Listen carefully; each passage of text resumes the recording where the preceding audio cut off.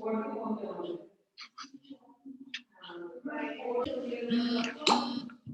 Children, welcome to GMBA club classes. आज मैं आपको क्लास 10 के बुक गोल्डन रेस का लेसन द ट्रिब्यूट, इसका सेकंड पार्ट डालने जा रही हूँ। फर्स्ट पार्ट मैंने डाला था, आपने देखा होगा। इसको मैं थोड़ा सा ब्रीफ आपको कर देती हूँ कि यह लेसन लिखा है दास बेनहुड ने।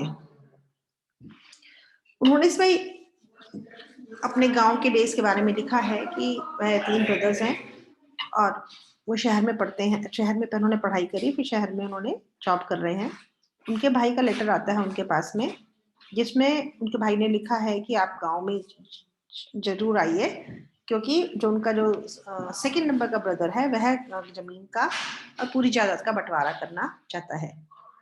तो वह गांव जाने के लिए उनको अपनी पुरानी पीछे की यादें याद आ रही हैं कि किस तरह से उनके बड़े भाई ने उनके लिए सेक्रीफाइस किया और उनको किस तरह से वह उनसे इमोशनल जुड़े हुए हैं। अब वह अपनी भाई वाइफ को बताते हैं कि किस तरीके से कि लेटर आया है और उन्हें गांव जाना है और गांव में प्रॉपर्टी का बंटवारा होने की बात हो रही है। उनकी वाइफ कहती हैं कि उनसे पूछती हैं कि कितना हमारा हिस्सा होगा जमीन का, कितने का क्या कॉस्ट होगी। तो वह बताते हैं करीब 20,000 है। तो वाइफ उनसे कहती है कि हम इस जमीन को बेच देंगे और उससे जो पैसा आएगा वह पैसा पूरा का पूरा उनकी वाइफ को वह दे देंगे। फिर उनकी वाइफ कहती है कि ठीक है, मैं इससे हम एक स्कूटर खरीदेंगे, एक फ्रिज खरीदेंगे और बाकी जो पैसा बचेगा वह हम बैंक में डाल देंगे। अब आगे बढ़ते हैं। I listened to all this like an innocent lamb looking into the darkness. कहते हैं कि वह उनकी बातों को, अपनी वाइफ की बातों को वो सुनते रहे। किस तरीके से? इस तरीके से कि जैसे एक बेकसूर, एक छोटा, एक इनोसेंट जो मेमना होता है, छोटा बकरी का छोटा बच्चा, मासूम, वह अंधेरे की तरफ देखता हुआ सुन रहा है उनकी बातों को। I felt as if the butcher was sharpening his knife, humming a tune and waiting to tear me into large chunks of meat and consoling me, saying that there is a better life after death. अब उनकी बातें उन्हें, अपनी wife की बातें उन्हें बहुत बुरी लग रही हैं। उनका दिमाग पहले से ही शांत नहीं, अशांत हो रखा है। अब जब वह उन्हें कह रहे हैं तो अपनी बातें कह रही हैं कि हम स्कूटर खरीद लेंगे या हम फ्रिज खरीदेंगे और आप साइकिल खरीद लेना।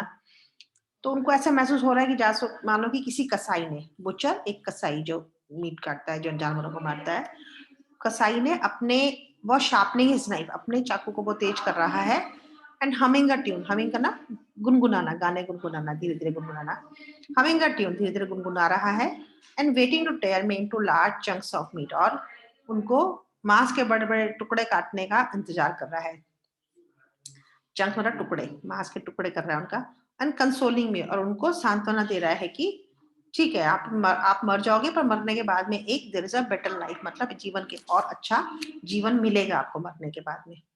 ऐसा उन्हें महसूस हो रहा है जब उनकी वाइफ उन्हें कह रही है। Gone are those days, gone are those feelings when the word home filled my heart with emotion. वे कहते हैं वे दिन चले गए, गॉन आर दोज डेज, वह दिन चले गए। गॉन आर दोज फीलिंग्स, वह जो फीलिंग्स थी, जो भावनाएं थी, वो भी चली गई। जब कौन सी भावनाएं? जो home field my heart with emotions, जो होम शब्द, घर जो हम सुनते हैं, घर शब्द जो है मेरे हृदय को भावनाओं से भर देता था। And that affectionate word brother, what feeling it had. वो कहना अच्छा, जो अफेक्शनेट, जो वह एक स्नेहमयी, जो प्यार वाला शब्द था, ब्रदर भाई, व्हाट फीलिंग इट हैड, मतलब क्या फीलिंग थी उसकी, मतलब बता रहे कि है कि उसमें बहुत भावनाएं भरी हुई थी, बहुत फीलिंग्स थी। How it used to make my heart pound with love, किस प्रकार से जो मेरा दिल प्रेम के लिए धड़कता था। पाउंड करना, धड़कना। Recollecting all these things I feel weak, pathetic. Recollecting, सारी चीजों को याद करके, सारी चीजों को वापस इकट्ठा करके, जो उनकी पुरानी यादें आ रही हैं, सबको याद करते हुए आई फील वीक, बोले मैं जो बहुत कमजोर महसूस हो रहा हूँ, कर रहा हूँ, और पैथेटिक मतलब बहुत दयनीय, बहुत बुरी स्थिति जिसको बोलते हैं, वैसे पैथेटिक, दुख का भाव आना, दुख का भाव, ये सब उनको फीलिंग हो रही है। Where is the heart gone, वे कह रहे हैं कि हृदय कहाँ चला गया, दिल कहाँ चला गया। वेयर आर दोज डेज, कहाँ है वो दिन, कहाँ चले गए। Where has that spontaneity of feeling gone, spontaneity रुचि, प्रकृति, कह वो जो फीलिंग की, जो फीलिंग, जो जज्बात थे, उनकी जो फीलिंग्स थी, उनको जो महसूस करना था जज्बातों को, उन सब, वह सब कहाँ चले गए, वो फीलिंग कहाँ चली गई, जो उनको महसूस करने वाली सहजता थी वो कहाँ चली गई। I just can't understand how a stranger could all of a sudden become so intimate, only sharing a little warmth by giving a silent promise of keeping close.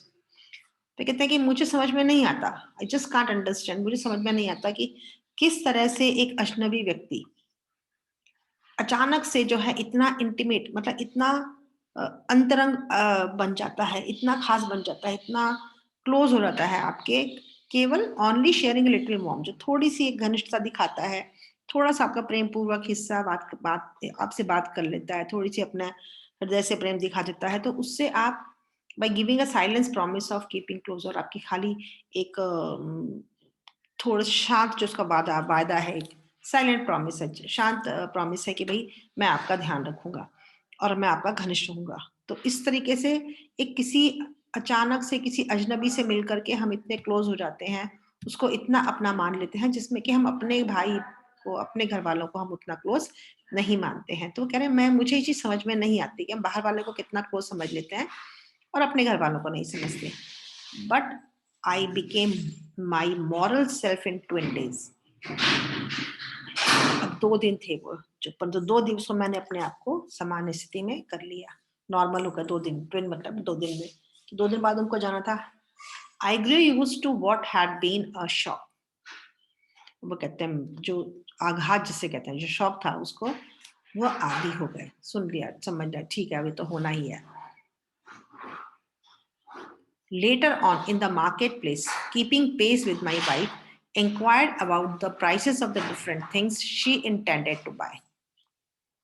और बोलते बाद में वे बाजार गए, मार्केट में पत्नी के साथ कीपिंग पेस मतलब कंपनी वाइफ के साथ, पत्नी के साथ कदम मिलाते हुए इंक्वायर्ड अबाउट द प्राइसेस, उन्होंने बाकी जो चीजें थी उनकी वस्तुओं के बारे में कीमत पता करने लगे।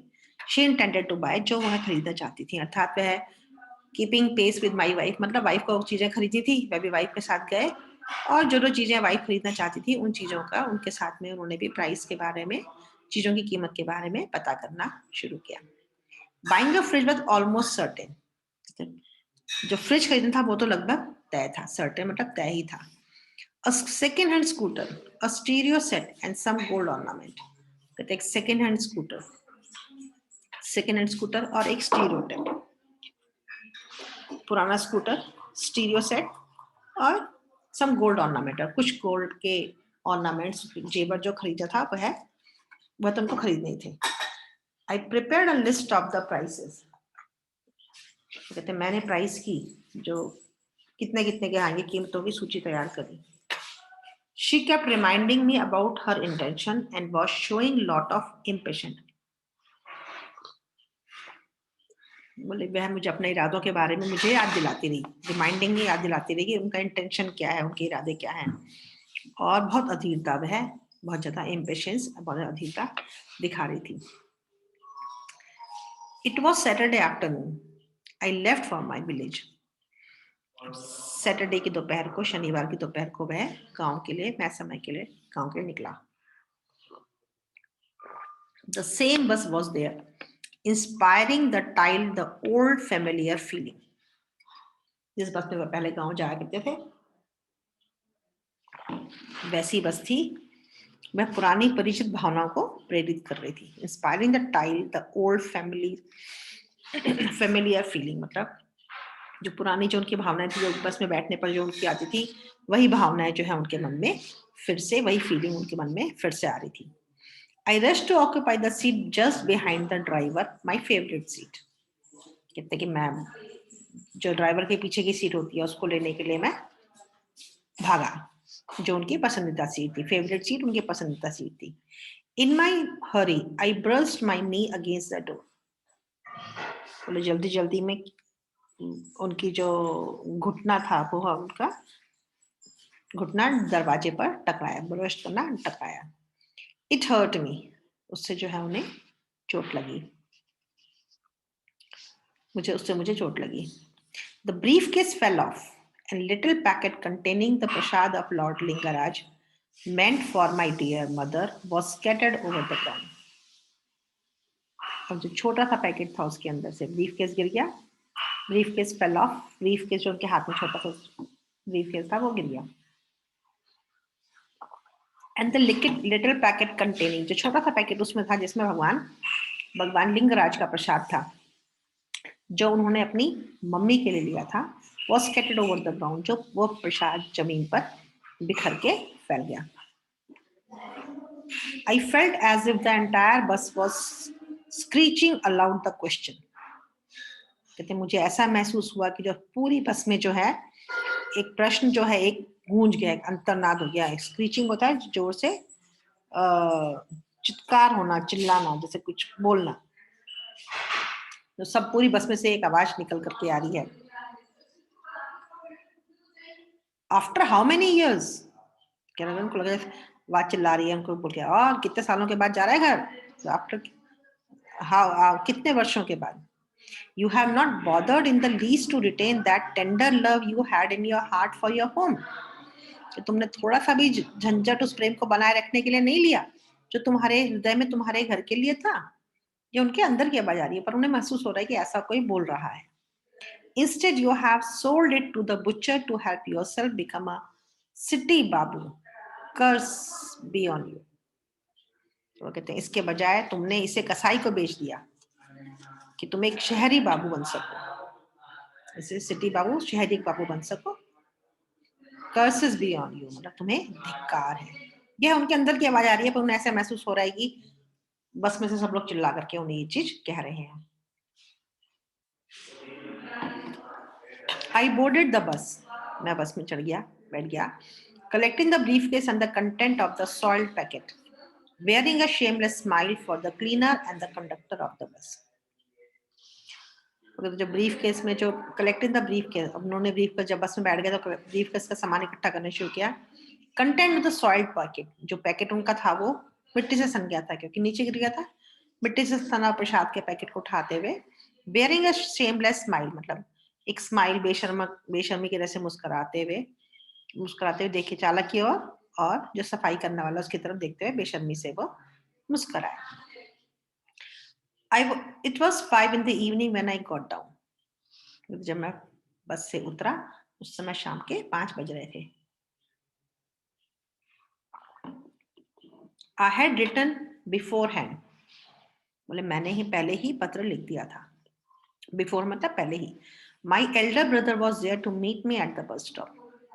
मेरा बड़ा भाई बस स्टॉप पर आ गया, मुझे मिलने आ गया। He appeared a little tired and worn out.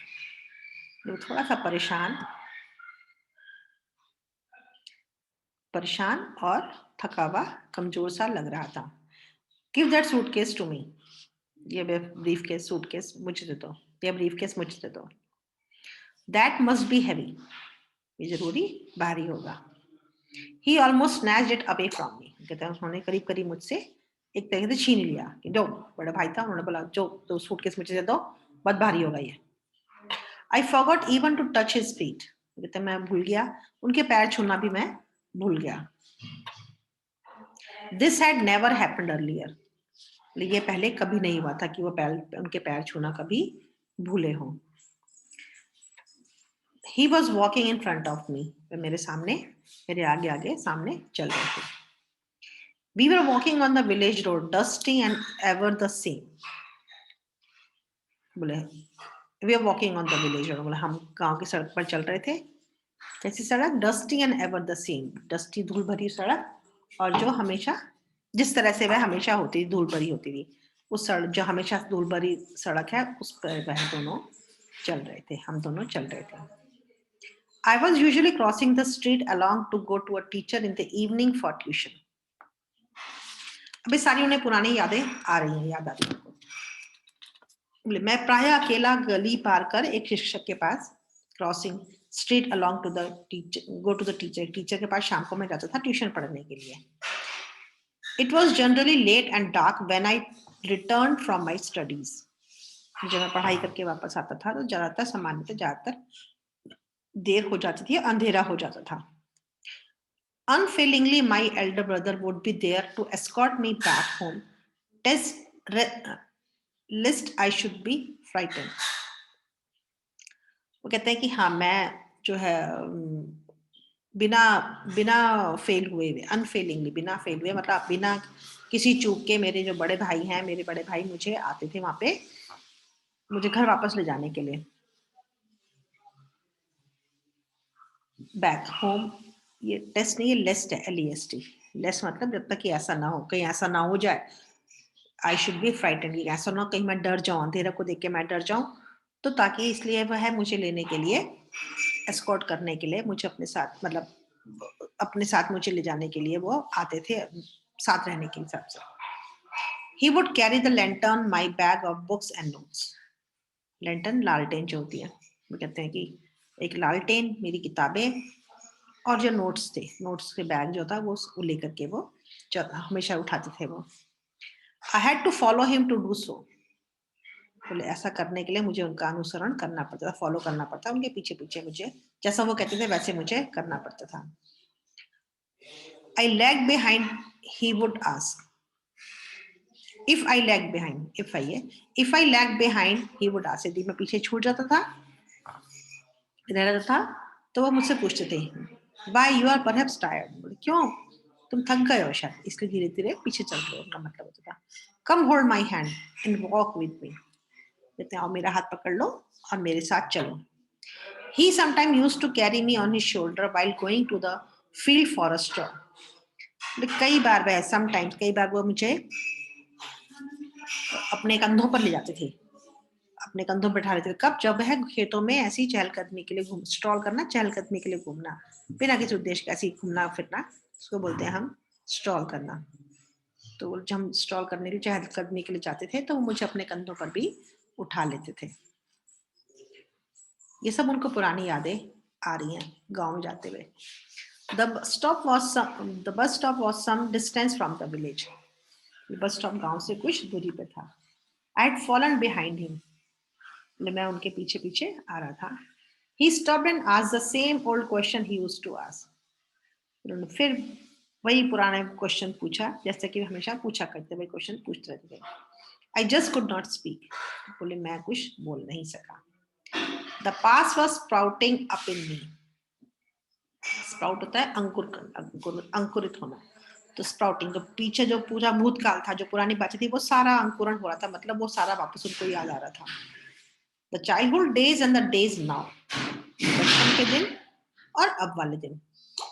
Time has coagulated for me, बोले टाइम जो है मेरे लिए कोगुलेट हो गया, कोगुलेट मतलब ठहर जाना, टाइम अब मेरे लिए ठहर गया। उन्हें वही पुरानी बातें याद आ रही हैं। I have changed,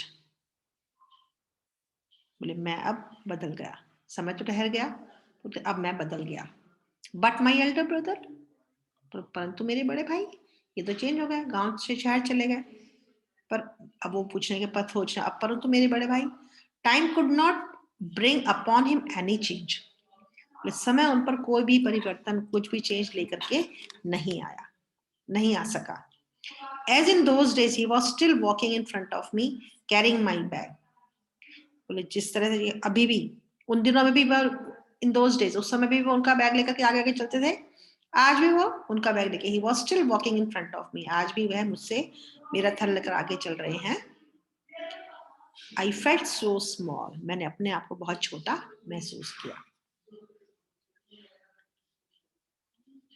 hesitatingly I said, hesitating का मतलब हिचकिचाहट के साथ में, घबराते हुए, डरते हुए, पूछूं नहीं पूछूं, हिचकिचाहट के साथ में उन्होंने पूछा, brother give me that brief case, उनका भाई मुझे ब्रीफ केस दे दो, let me carry it for a while, थोड़ी देर के लिए मुझे लेने दो इस बैग को, थोड़ी देर के लिए मुझे इस बैग को लेके चलने दो।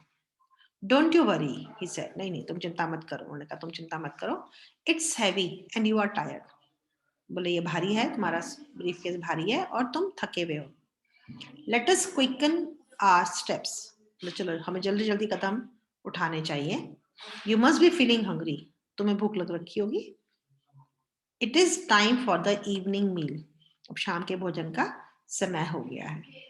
उनका भाई उन्हें कह रहे हैं, उनका सामान भी ले जा रहे हैं और उनको बोल रहे हैं कि चलो जल्दी चलो क्योंकि तुम्हें भूख लगी है और तुम थके हुए हो। I followed him in silence, और मैं चुपचाप उनके पीछे पीछे चलता रहा, फॉलो करना, उनको पीछे चलना।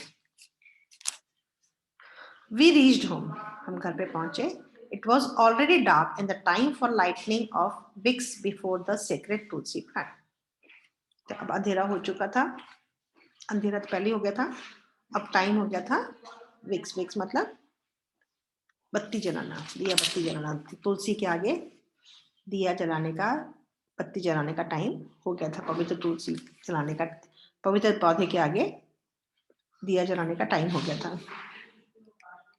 Unlike those days, none of my nephew rushed towards me, hauling, कहते हैं पहले दिन बिल्कुल उन दिनों से विपरीत, अनलाइक मतलब लाइक मतलब उन दिनों के जैसे, अनलाइक मतलब बिल्कुल भी उन दिनों के जैसे, जैसे क्या होता था पहले उनके नेफ्यूज, उनके भतीजे भागते हुए आते थे उनके पास में, पर अब कोई नहीं है, नन ऑफ माई नेफ्यू, कोई भी मेरा नेफ्यू, कोई भतीजा मेरे पास भागते हुए नहीं आया। हेयर्स अंकल, हेयर्स अंकल, हाँ चाचा आ गए, चाचा आ गए, जैसे हल्ला मचाते हैं, तो ऐसा हल्ला मचाते हुए कोई भी झपट कर मेरे पास में नहीं आया। My sister did not run from the kitchen to receive me, मेरी भाभी जो है वो भाग करके किचन से भाग करके दौड़ती हुई मेरे पास स्वागत करने के लिए नहीं आई, रिसीव करना, स्वागत करना। I was all quiet and calm, it was all quiet and calm, सब कुछ जो है बहुत शांत और चुप था, बिल्कुल होता ना तूफान आने के बाद में शांति होती है या तूफान आने से पहले की शांति होती है, तो शांति थी सब जगह। Only my mother came and stood near me, केवल मेरी माँ आई और मेरे पास खड़ी हो गई। The second brother and his wife were nowhere to be seen, जो दूसरा भाई था और उनकी वाइफ थी वो कहीं भी आसपास दिखाई नहीं दे रही थे। In the entire house there was an air of unusualness, rather the stillness of the graveyard, जो पूरे घर में एक असामान्य सी चुप्पी, an air of unusual, असामान्य सी चुप्पी, and stillness of the graveyard, असामान्य सा भाग, स्टिलनेस थी, कैसी, जैसे कि कब्रिस्तान में होती है, जैसे कब्रिस्तान की निर्जीवता वहां पर थी, मतलब शांति तो थी पर ऐसा जैसे कब्रिस्तान में तो बिल्कुल शांत होता है सब, इस तरह से निर्जीवता महसूस हो रही थी। As if the house was preparing for its ultimate collapse, ऐसा लग रहा था कि मानो जो है हाउस कैसा लग रहा है, घर कैसा लग रहा है कि पूरा अब विध्वंसी हो रहा है, पूरा टूटने वाला है, तो पूरा उसकी तैयारी हो रही है, घर के पूरे टूटने की, विध्वंस होने की तैयारी चल रही हो।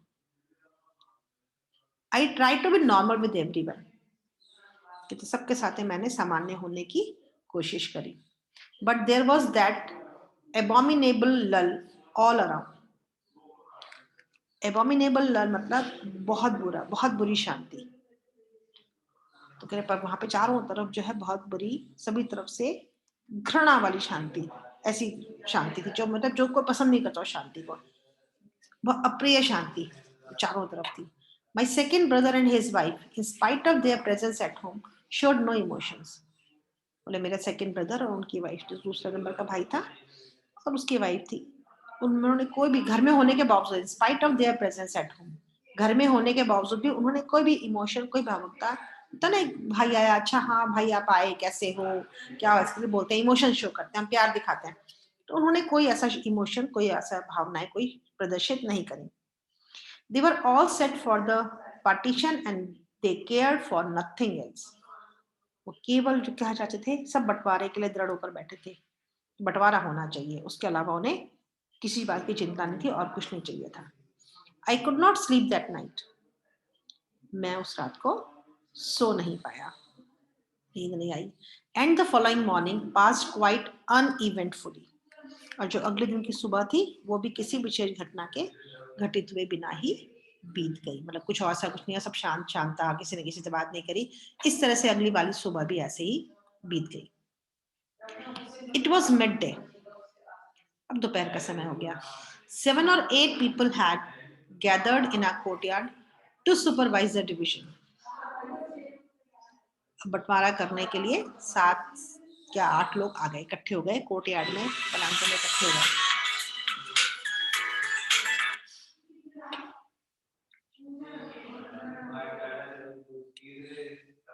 बरामदे में 7 से 8 लोग इकट्ठे हो गए जो उनको बंटवारे को सुपरवाइज करना था, तो बंटवारे को देखने के लिए, उसके पर्यवेक्षण के लिए वहां पे इकट्ठे हो गए। We 3 brothers were present. हम तीनों भाई मौजूद थे। My mother was not to be seen anywhere in the vicinity. Vicinity का अर्थ होता है आसपास के इलाके में, कहीं आसपास, उस स्थान के आसपास जो है उनकी मदर वहां उनको दिखाई नहीं दे रही थी, मतलब वहां पे मौजूद नहीं थी। We are waiting for the final separation, as if ready to slice out the flesh of the domestic body which our parents had nourished since the day of their marriage. We are waiting for the final separation. बोले हम सब अंतिम बंटवारे के लिए का इंतजार कर रहे थे, तीनों भाई बैठे थे, जैसे मतलब अब अंतिम बंटवारा हो रहा है। As if ready to slice out, मतलब ऐसा लग रहा था कि जो उनका flash of the domestic body, जो उनका घर ने, जो उनके पेरेंट्स ने, माँ बाप ने जो घर बनाया था, शरीर रूपी जो घर था जिसके उनके माता पिता ने शादी होने के समय से लेकर के नरिश किया था, मतलब उसको बड़ा किया था, पाल पोस कर बड़ा किया था, उस घर को जो उन्होंने बनाया था अपनी शादी के समय से, ऐसा लग रहा था कि हम उस घर के, उस जगह के अब टुकड़े करने के लिए, उसके जो घर की, जो घर का जो शरीर है उसको टुकड़े करने के लिए वहां पे हम बैठे हुए हों। And then we would run away in 3 different direction clutching a piece each. और जो है हम प्रत्येक जो है उसका एक एक टुकड़ा जकड़ कर पकड़े हुए हैं, direction clutching a piece each, एक एक टुकड़े को पकड़ के, 3 भाई हैं, तीनों टुकड़े होंगे, 3 टुकड़े लेकर अलग अलग दिशाओं में भाग रहे हो, इस तरह से उन्हें लग रहा था। All the household articles were heaped in the family courtyard. Heap करना, ढेर लगा देना, जो सारे घर की जो भी चीजें थी, जो भी वस्तुएं थी, सारी एक ढेर लगा करके रख दी गई। These were to be divided into 3 parts. इन सब चीजों को 3 भागों में बांटा जाना था। All the small things of the house, almost everything movable, starting from the ladle made out of the coconut shell and bamboo to the little box where he used to keep his battles. वो कहते हैं कि सब चीजें घर की, चाहे वो मूवेबल थी चाहे इमूवेबल थी, मतलब जो चीजें चल अचल संपत्ति होती है वो सारी की सारी जो है वहां पे ला करके रख दी। Starting from the ladle, ladle होता है एक जो made out of coconut shell, coconut के जो नारियल के जो शेल होता है, जो उसका भाग होता है ऊपर का, उससे जो है एक लकड़ी की कड़छी से बनाई जाती है। लेडल मतलब कड़छी होती है, वो कड़छी से लेके छोटा बॉक्स, कोई भी जो भी कहीं कुछ था, वह एक छोटा बॉक्स जिसमें उनके फादर जो है अपना पान रखा करते थे, वो सारा छोटा बॉक्स, वो लेडल, सबके सब इकट्ठे होकर के वहां पे रख दिया गया।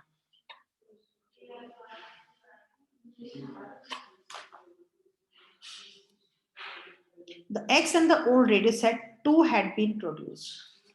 जो कुल्हाड़ी थी, एक्स मतलब कुल्हाड़ी, और छोटा वो पुराना रेडियो सेट था वो भी लाके वहां रख दिया गया। A long list of all the items were made.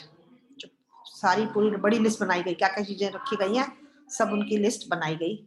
Nothing was spared, neither the dinky wooden rice crusher nor the little figure of the family idols. बोलते हैं कि जो छोटी ढिंकी होती है, छोटी चावल कूटने की जो एक मशीन, वो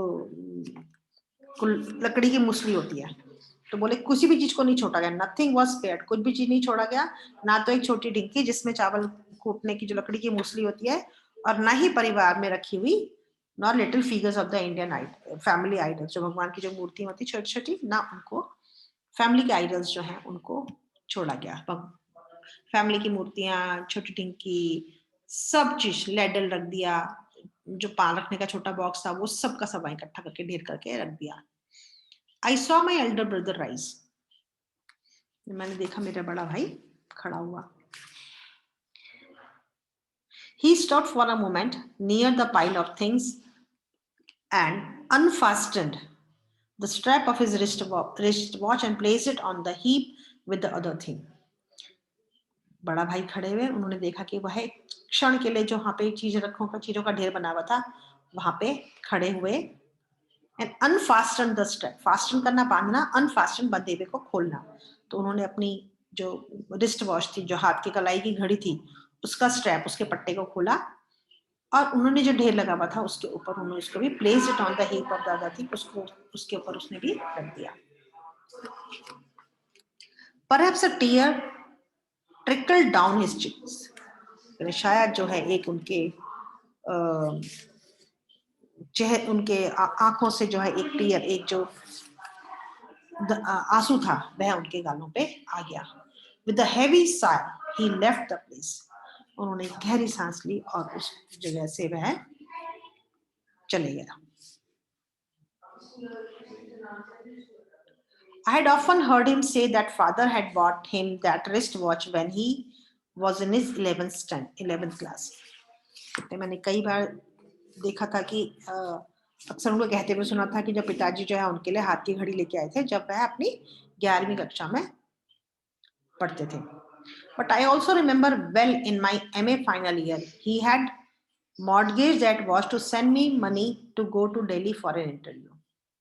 तो कितने बार मुझे ये भी याद है कि जब मैं MA के फाइनल ईयर में था तो उन्होंने अपनी वॉच, अपनी घड़ी को जो है उन्होंने गिरवी रख दिया था। किस लिए? To send me money to go to Delhi for an interview. जब मैं इंटरव्यू के लिए दिल्ली जा रहा था तो उसके लिए इन्होंने पैसे इकट्ठे करने के लिए उन्होंने अपनी घड़ी को उन्होंने गिरवी रख दिया था। He had sent an amount of 150 rupees. I remember clearly. कहता है मुझे अच्छे तरह से ध्यान है कि उन्होंने मेरे लिए 150 रुपए की धनराशि भेजी थी, 150 रुपए भेजे थे। No one knows whether the wristwatch would come back to him or not. यह बात किसी को भी स्पष्ट रूप से नहीं याद थी, कि बिल्कुल ध्यान थी कि ये वॉच घड़ी वापस आ गई थी या नहीं आई थी, वापस घड़ी आगे आएगी भी या नहीं आएगी। कोई भी यह नहीं जानता था कि वह घड़ी वापस आएगी या नहीं आएगी। His actions seemed symbolic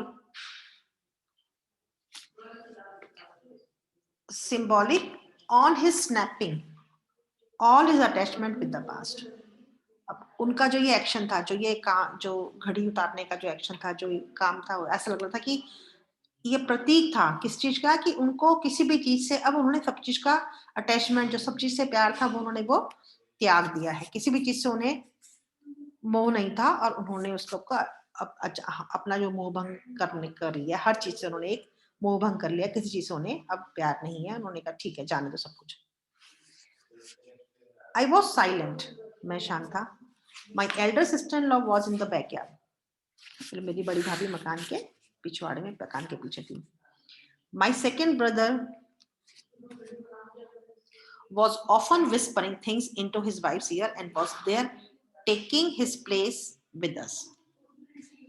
मेरा जो दूसरा भाई था, माई सेकेंड ब्रदर, मेरा दूसरा भाई अपनी पत्नी के कान में विस्परिंग का ना, फुसफुसाना, कुछ फुसफुसा रहा था उनकी वाइफ, अपनी वाइफ के कान में। And was there taking his place with us, और हमारे साथ आकर के बैठा हुआ था। It was like the butcher's knife going to the stone to sharpen itself. ऐसा लगता था कि अब जो है बुच्चर का जो नाइफ है, जो कसाई जो है वो अपने चाकू को तेज कर रहा है, पत्थर के ऊपर रख करके चाकू की धार को तेज कर रहा है। The elder brother was calm and composed. बड़ा भाई बिल्कुल शांत था यार, कंपोज था, स्थिरचित, कोई डिस्टर्बेंस नहीं, कुछ नहीं, कंपोज था बिल्कुल।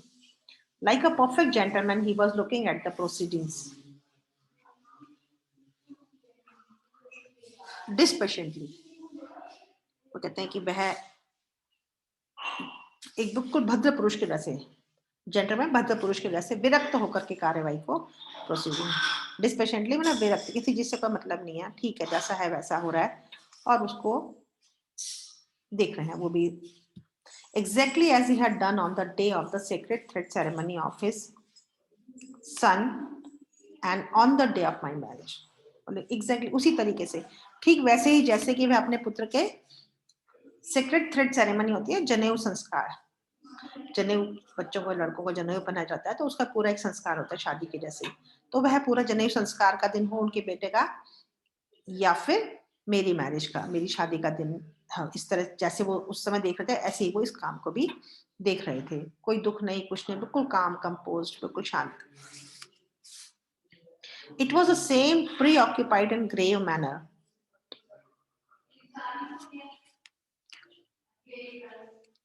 Attending sincerely to his duties. उनका जो सेम वही पुराना पूर्ववैस जो उनका गंभीर ढंग था, अपनी निष्ठा से कर्तव्य का अपना पालन करना, अपनी सिंसियरली अपनी ड्यूटीज को पूरा करना, अपने कर्तव्य का जो है उसे ध्यान से पूरा करना. While discussing anything with my second brother, he had that same calm and composed voice. जब वो दूसरे नंबर के भाई से ही बात कर रहे थे, कुछ चर्चा कर रहे थे, तो भी वे बिल्कुल शांत और स्थिर आवाज वाले व्यक्ति थे. मतलब ये नहीं कि भाई बात कर रहा तो उससे भी कुछ गुस्सा है कुछ है, उसके साथ ही बिल्कुल काम कंपोज शांत आवाज में वो बात कर रहे थे. Not a sign of disgust and regret. उनके चेहरे पर कोई घृणा का या दुख के कोई भाव नहीं थे. I remember the year father died. We had to live under a great financial strain. मुझे याद है कि जिस दिन पिताजी का देहांत हुआ, जिस दिन पिताजी की मृत्यु हुई, हम सबको एक बहुत ज्यादा आर्थिक तनाव के दिन व्यतीत करने पड़ रहे थे. फाइनेंशियली हो जाते हैं, आर्थिक नुकसान हो जाता है जब पेरेंट्स नहीं होते, फादर नहीं होते, तो कहते हैं कि हम उनके आर्थिक परेशानियों से हम गुजर रहे थे. इट वॉज विंटर, सर्दी का समय था. The chill was at its high. जो चिल थी, ठंड थी, बहुत ज्यादा ठंड थी, अपनी हाइट पर पराकाष्ठा, मतलब बहुत ज्यादा ठंड थी. We had a limited number of blankets. हमारे पास सीमित मात्रा में ही ब्लैंकेट्स थे, कंबल थे, बहुत ज्यादा कंबल नहीं थे. The cold was so biting, particularly at midnight, that one blanket was not enough for one. तो रात को जो ठंड ऐसी थी, काटने वाली ठंड, मतलब तीखी ठंड थी, ऐसी जो ठंड काट ले शरीर को, इतनी ठंड, बहुत भयंकर ठंड थी. और अधिक ज्यादातर विशेष रूप से, पर्टिकुलरली विशेष रूप से मिडनाइट, रात में, आधी रात को ठंड बहुत ज्यादा हो जाती है. वैसे भी दिन में ठंड कम होती है, रात को ज्यादा ठंड हो जाती है. और एक ब्लैंकेट जो है एक जने के लिए पूरा नहीं हो जाता. मतलब एक ब्लैंकेट से एक व्यक्ति को ठंड से पूरी तरह से निजात नहीं मिलती थी. मतलब 2-3 ब्लैंकेट चाहिए होते, इतनी ठंड होती थी. That night I was sleeping in the passage room.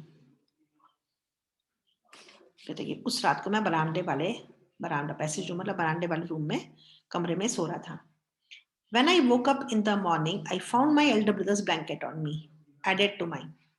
जब मैं सुबह उठा तो मैंने देखा कि मेरे भाई का जो ब्लैंकेट है, वह भी कंबल जो है वो भी मेरे ऊपर है. एडेड टू माई मतलब मेरा अपना तो है ही, मेरे ऊपर उन्होंने अपना कंबल भी डाल दिया. Early at dawn he had left for the fields without a blanket on his shoulder. सुबह जल्दी, अर्ली एट डाउन मतलब सुबह जल्दी तड़के जिसको बोलते हैं हम, सुबह ही वह अपने बिना अपने कंबल लिए, बिना कंबल ओढ़े हुए, वह अपने कंधों पर बिना कंबल ओढ़े हुए वह खेतों में चले गए. If he had been asked why, यदि उनसे पूछा गया होता कि क्यों भाई कंबल क्यों ओढ़ करके नहीं गए, he would have surely said in his usual manner that he did not feel the cold. यदि कोई उनसे पूछता भाई आपने ऐसा क्यों करा, कंबल क्यों छोड़ के गए, तो वह निश्चित रूप से ही कहते, अपना जो उनका यूजुअल मैनर था, जो अपना नॉर्मल स्वाभाविक तरीका था उनका, कि मुझे तो ठंड नहीं लग रही थी, सर्दी महसूस नहीं हो रही थी, ये कह के वह जवाब देते. Now I have a comfortable income. अब मेरे पास एक अच्छी खासी आमदनी है, सही इनकम है. Yet it had never occurred to me to think of buying any warm cloth for my elder brother. फिर भी मेरे मन में कभी ये विचार नहीं आया, कभी ये सोच नहीं आई कि मैं अपने बड़े भाई के लिए कोई एक वार्म गर्म कपड़े, ऊनी कपड़े, कोई मैं कपड़ा खरीद सकूं. He is still satisfied and happy with that old tattered blanket that he had covered me with once. कहता अभी भी वह उसी फटे चीथड़े कंबल से प्रसन्न है. कौन सा कंबल? फटा चीथड़ा. टैटर्ड ब्लैंकेट मतलब फटा हुआ चीथड़ा कंबल. उससे अभी प्रसन्न है जो उन्होंने मुझे एक बार कवर किया था, जिसको उन्होंने मुझे कभी एक बार उड़ाया था. वही कंबल आज भी उनके भाई के पास है और उसी कंबल में वह सेटिस्फाइड है, प्रसन्न है.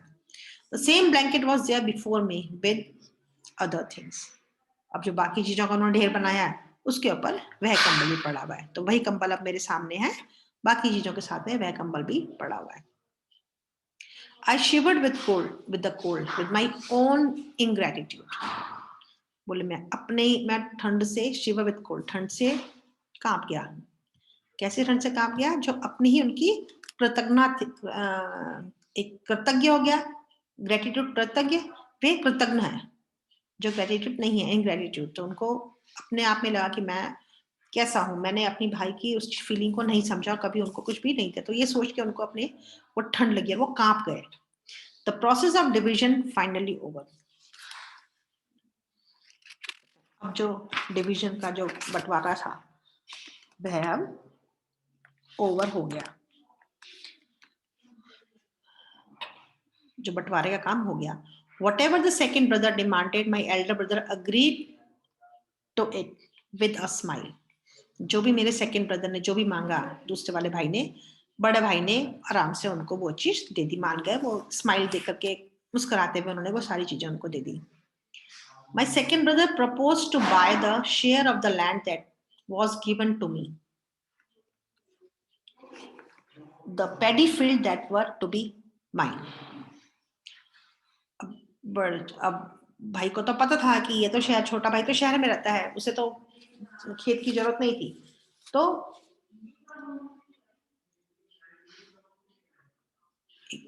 हाँ, तो उन्होंने उनको प्रपोज किया. उन्होंने उनको कहा कि ठीक है, अब आप जो है ना, ये जो उनका शेयर का जो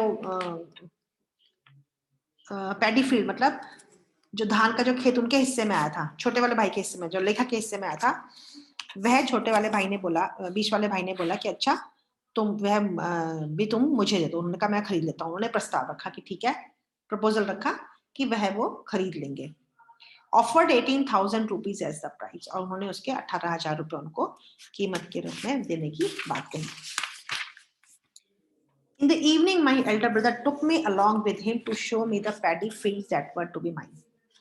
शाम के समय इन द फील्ड, इवनिंग में वह उनका जो बड़ा भाई है वो उन्हें लेकर के गया. वो जो धान के खेत थे, जो उनके हिस्से में खेत आए थे, उनको दिखाने के लिए वह गए.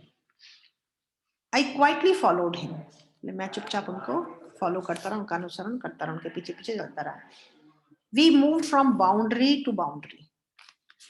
एक बाउंड्री से दूसरी बाउंड्री, जमीन के उसमें जो उनकी मेड़ होती है, जो इनका जहां तक लगता है कि हाँ यहाँ तक उनका हिस्सा है, या बाउंड्री से बाउंड्री वो वहां तक गए. Everywhere I could feel the imprints of his feet, his palm and his fingers on the bosom of the paddy field sparkled the pearls of my elder brother's sweat. He was showing me the field as a father would introduce a stranger to family member. तो कहते हैं जहां पे भी वो गए, everywhere, जहां भी वो गए, हर स्थान पर I could feel the imprints of his feet. उनको महसूस हुआ कि जो है उनके निशान है. किसके निशान है? उनके इम्प्रिंट ऑफ हिज फीट, उनके पैरों के निशान हैं, उनके हथेलियों के हैं, उनकी उंगलियों के निशान है.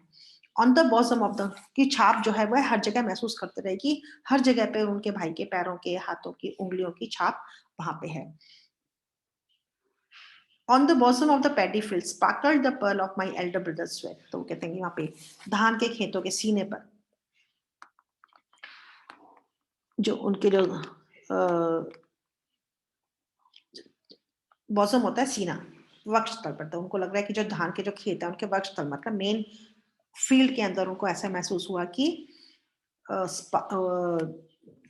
उसके बड़े भाई के पसीने की जो बूंदे हैं, एल्डर ब्रदर स्वेट, स्वेट मतलब पसीना, उनके जो पसीने की जो बूंदे हैं वह मोतियों की तरह चमक रही हैं.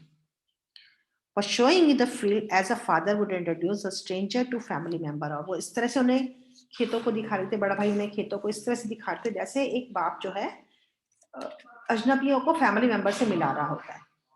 इस तरह से उन्हें महसूस हुआ कि मेरा भाई मुझे खेतों को अजनबी व्यक्ति को परिवार के सदस्यों से परिचित करवाते हैं, उसी तरह से वो मुझे मेरे खेतों से मिलवा रहे थे। In the morning I was to leave for Bhubaneswar. तब सुबह मुझे भुवनेश्वर जाना था। I had no courage to meet my elder brother. मुझे बड़े भाई से मिलने का कोई साहस नहीं था, हिम्मत नहीं थी कि मैं बड़े भाई को फेस कर सकूं, उन्हें मिल सकूं। Before leaving for the bus stop, I had handed over the same slip of paper to my elder sister-in-law. जब बस स्टॉप पे जाने से पहले, before living for the bus stop जाने से पहले मैंने वो कागज का टुकड़ा, एक सेम वैसी कागज का टुकड़ा जिस पर मेरे हिस्से का विवरण लिखा था, slip on the paper, which had the details about my share. जो मेरे शेयर का, जो मेरे हिस्से का डिटेल जिस पेपर में लिखा हुआ था, वही हिस्सा जो है, वही पेपर मैंने अपनी भाभी को, बड़ी भाभी को, सिस्टर इन लॉ को पकड़ा दिया। Writing on the blank side of that slip, I had asked her to deliver it to my elder brother and stealthily slipped out of the house. Writing on the blank side of the slip, बोले मैंने उस पर्ची के खाली स्थान में कुछ लिखा और मैंने उनसे कहा कि ये मेरे बड़े भाई को दे देना, और मैं स्टेल्थली का मतलब चुपचाप, खिसके चुपके से वहां से मैं निकल गया। स्लिप्ड आउट, निकल गया, निकल जाना। तो पकड़ा, उन्होंने अपनी भाभी को पकड़ाया और बोला कि ये बड़े भाई को दे देना, और वो वहां से चुपचाप निकल गए। आई हैड रिटन, लिखा था, मैंने क्या लिखा था, मैंने लिखा था, ब्रदर, भाई, what shall I do with the land, मैं जमीन का क्या करूंगा। You are my land from where I could harvest everything in life. वो कहते हैं आप मेरी लैंड हो, आप मेरी जमीन हो, आप मेरी फसल हो, जिससे मैं सब कुछ, जीवन की वो फसल हो जिसकी वजह से मैं सब कुछ काट सकता हूँ। I need nothing save you. वो कहते हैं मुझे आपके अलावा कुछ नहीं चाहिए, केवल आप चाहिए, जमीन वगैरह नहीं चाहिए। एक्सेप्ट दिस प्लीज, कृपया आप इसे स्वीकार कीजिए। इफ यू डिनाई, डिनाई करना, मना करना, इफ यू, अब आप मना करते हैं तो I shall never show my face to you again. यदि आप इसको मना करते हैं तो आई शैल नेवर शो, मेरा फेस मैं आपको दोबारा कभी नहीं, अपना चेहरा कभी आपको दोबारा नहीं दिखाऊंगा, अर्थात मैं आपसे कभी नहीं मिलूंगा। बाबुली, उनका नाम था बाबुली, उन्होंने बाबुली लिख करके वहां से चले गए। डैश देन, अर्थात जो लेसन का नाम है ट्रिब्यूट। ट्रिब्यूट मतलब श्रद्धांजलि। उनके भाई ने उनके लिए जो कुछ किया, लेखक को महसूस हुआ, और उन्होंने उसके बदले में उस श्रद्धांजलि के रूप में अपना जो शेयर था वो अपने बड़े भाई को दे दिया।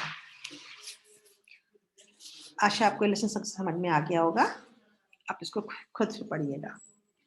धन्यवाद।